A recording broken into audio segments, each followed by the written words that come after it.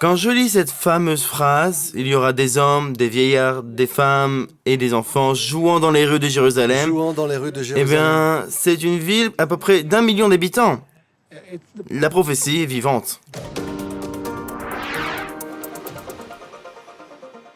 Avec nous aujourd'hui, nous avons quelqu'un de très spécial. Docteur colonel Eran Lerman, vous avez été directeur adjoint du Conseil de sécurité nationale pour le Premier ministre. Shalom et bienvenue dans notre studio.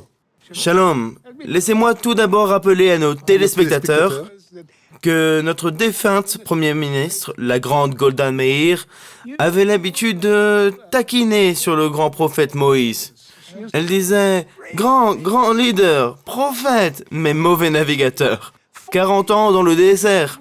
On se retrouve dans la seule partie de la région qui n'a pas de pétrole. » Eh bien, il s'avère que Moïse en savait plus qu'elle parce que nous avons pas mal d'énergie, mais c'est en mer. Vous ouvrez la mer, vous descendez, il y en a beaucoup.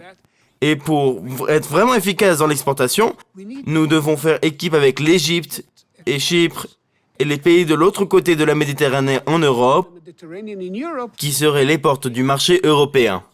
Janvier 2019, il y a eu une réunion au Caire des ministres de l'énergie de 7 pays. 7 entités.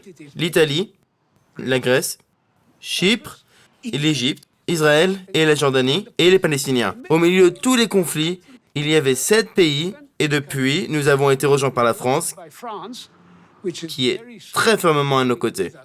Nous avons une communauté, pas une alliance, mais un alignement de pays qui veulent faire bon usage de ces ressources énergétiques. Et si nous construisons un seul pipeline, commun à l'Égypte, à la Chypre et à Israël, nous pouvons acheminer nos produits vers l'Europe. Le problème est que nous heurtons à un conflit avec la Turquie. Et la Turquie est dirigée par un parti qui est de nature islamiste. Il veut inverser la sécularisation de la société turque.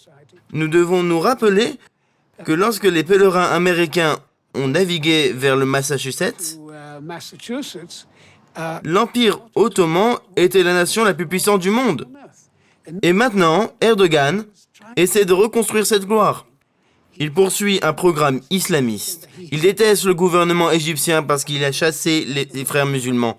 Il déteste Israël à cause de Jérusalem. Il déteste les Grecs à cause de tous les griffes turcs. Il essaie de repousser les frontières de la Turquie, de façon à bloquer Israël, l'Égypte et Chypre. À cause de notre découverte de gaz, nous avons pris une place différente sur le tableau. Eh bien, nous sommes certainement maintenant un pays qui n'est plus dépendant de l'énergie étrangère. Nous pouvons devenir un exportateur important grâce à la transformation d'Israël au cours de la dernière génération. Nous sommes passés d'un cas désespéré économiquement à l'un des principaux centres mondiaux d'innovation, de haute technologie, d'intelligence artificielle. C'est l'accomplissement de la prophétie que Dieu a apportée au peuple d'Israël. Et Dieu bénit le peuple d'Israël, qu'Israël sera une lumière pour les nations.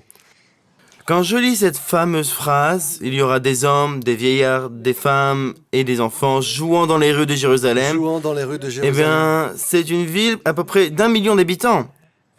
La prophétie est vivante. Le miracle du retour du peuple juif. Merci beaucoup. De rien. Shalom, j'espère que vous avez aimé cette vidéo. Abonnez-vous pour ne pas rater nos programmes. Merci de faire partie de notre famille TBN. Que Dieu vous bénisse. Shalom de Jérusalem.